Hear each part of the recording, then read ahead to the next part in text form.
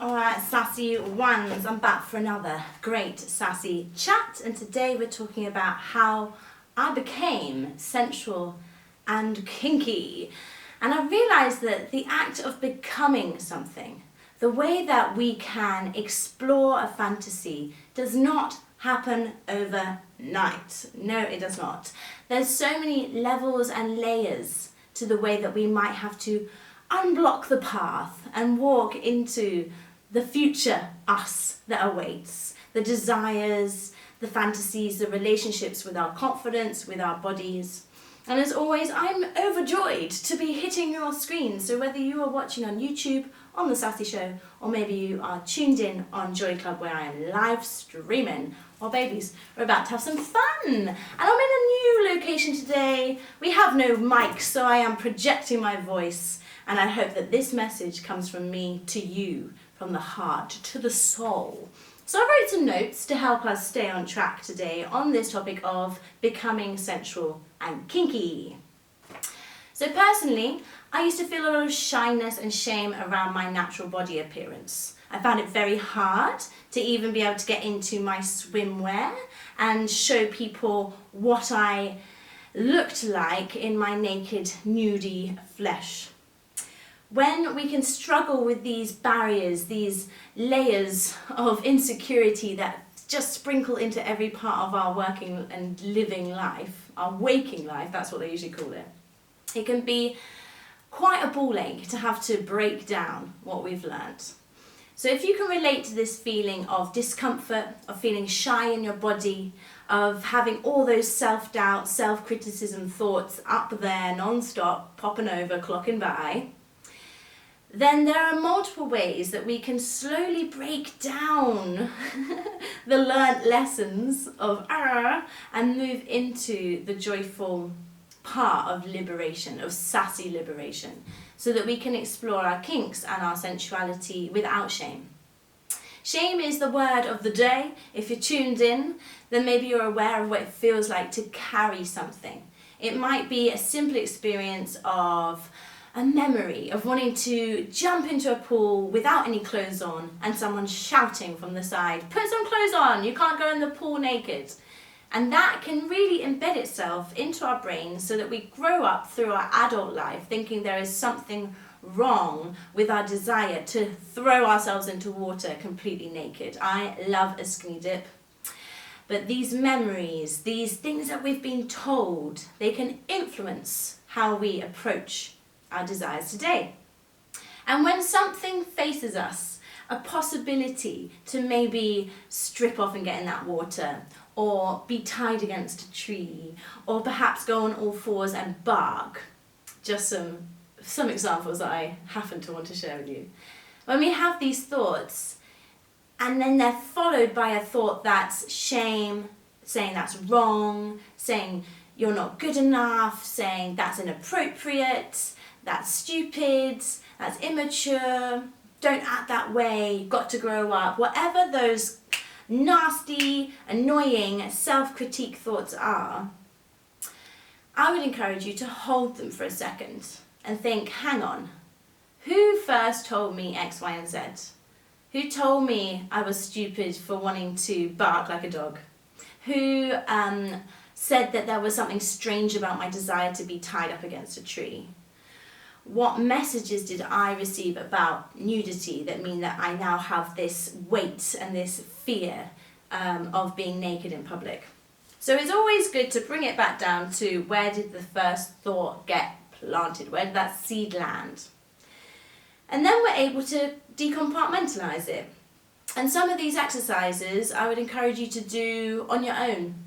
You might need the support of an expert, a therapist, someone who has much more knowledge and information to be able to hold you in this exploration.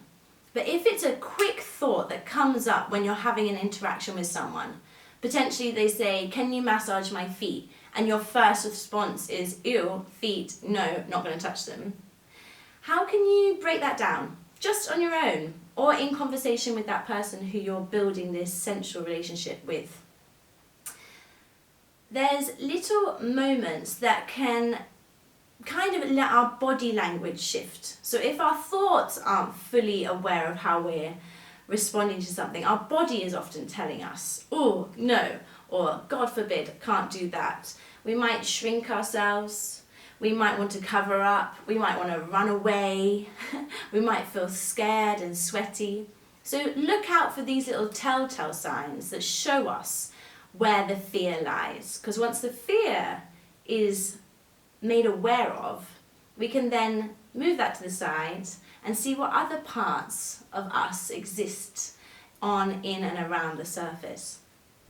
One of the reasons why I find it really important to talk about this topic of breaking free of shame is because for a lot of us, sex, sexual interactions, intimate exchange, kinky dynamics, alternative fantasies or lifestyles, they can have been shamed and shied away from a young age. And they can be ever changing in our own journey. So one day you might wake up thinking, I'm a vanilla person who wants monogamy and security, and I want sex in our bed while I wear my bra.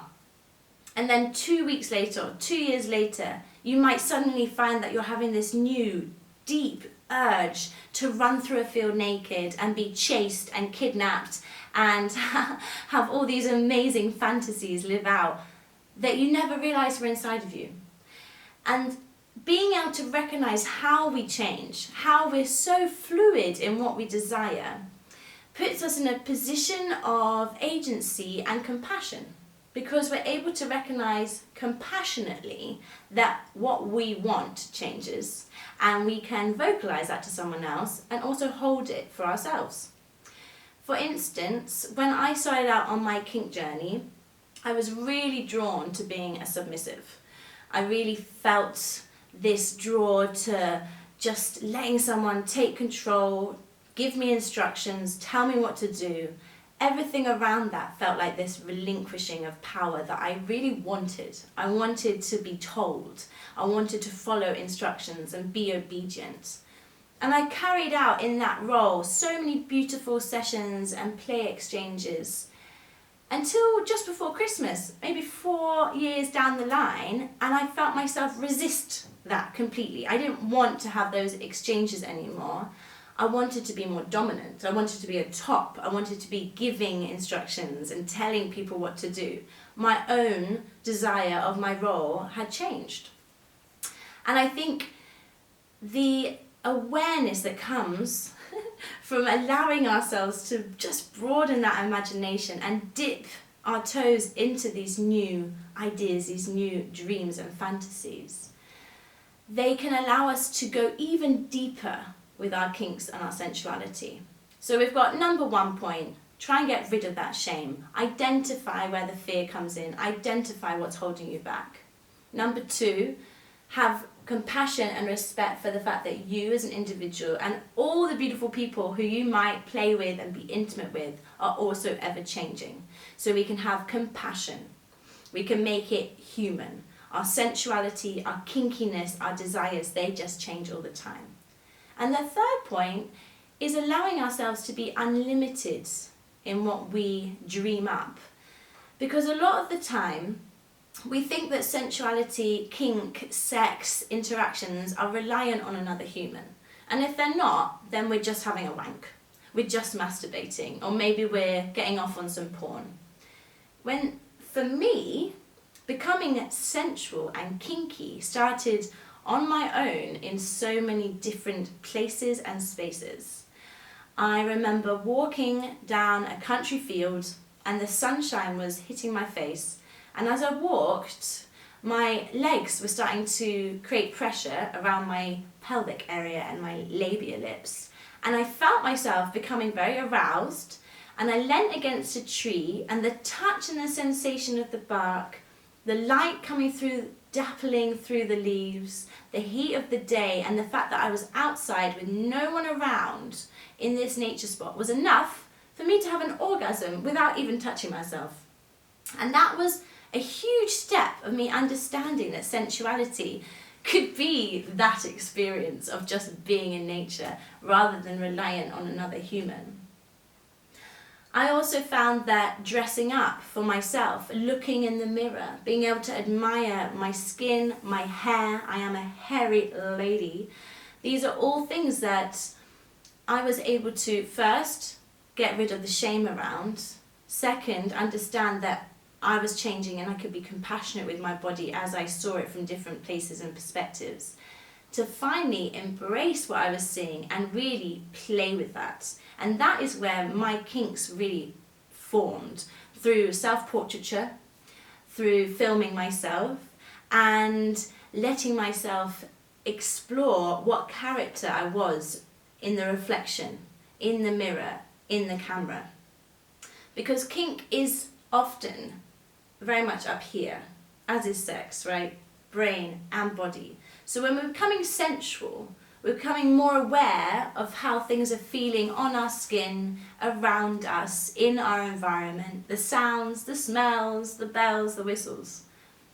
But kink can be an impact of those sensations with a psychological twist, a dynamic of giving or receiving power from another person, an exchange. It's not the case for every kink. That's maybe more sort of BDSM, dom, sub, all of these particular roles. But how I've lent into kink is recognizing how a position for me to get in, like a submission one, I'm on all fours with or on my knees with my hands behind my head, that feels exposing. That feels like relinquishing control. And I could hold this position in a way, a bit like endurance. I could hold the position and feel myself relax. I could feel myself, this sense of ease and weight dripping off me, because all I had to do in that moment was hold this position. And I could direct myself to do it. I didn't have to always rely on having a dom tell me to do this thing that actually is deeply satisfying. I could give myself the instruction. I'm a big fan of people understanding and helping people understand how they can explore their sensuality and kinks with themselves and solo.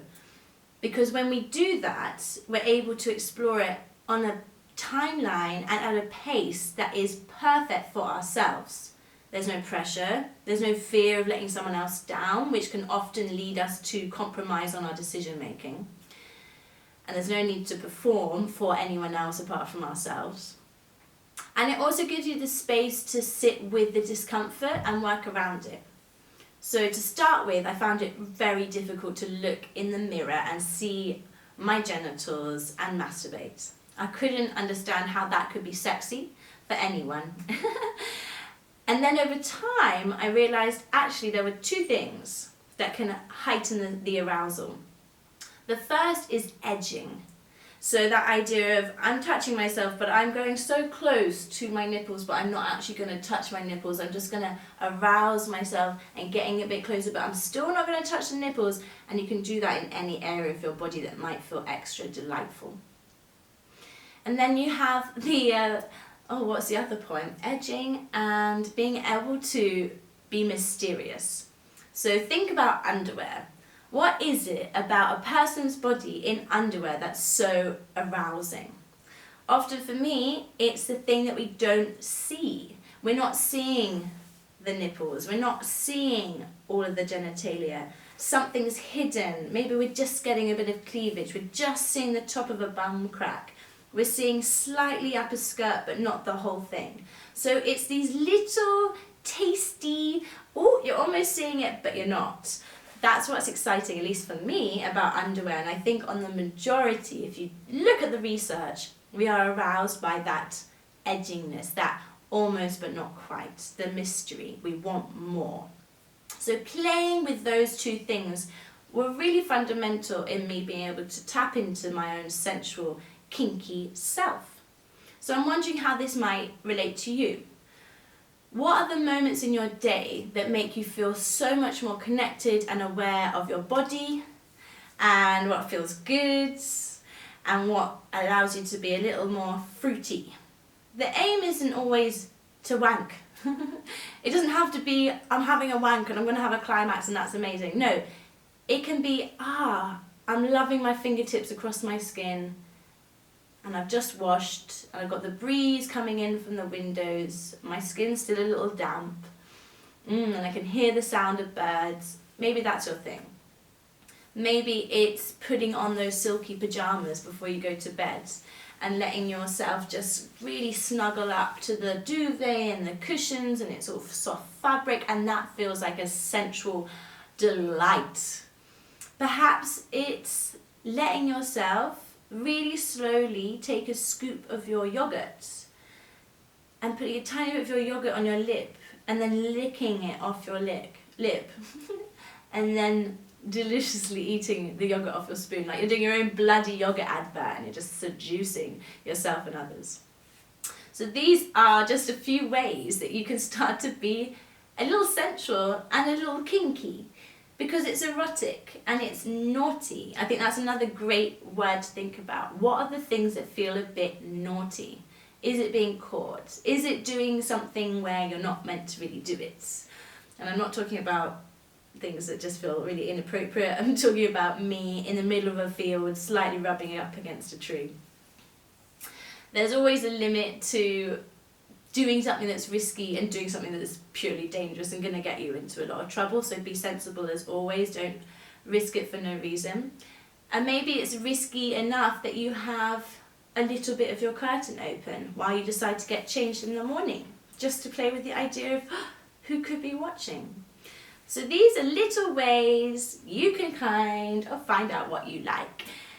Sensuality, kinkiness, it's there for you to explore. It's like a whole world, and you get to design your own map. And I would encourage you to start mapping it, even if it's just in your mind. You recognize, oh, yeah, that was a really sensual delight that I had yesterday when I was walking from A to B. And I loved it when I tried that outfit on in the dressing room, and I liked how it felt on my skin. And that maybe will be a bit of insight into what your kinky character may be.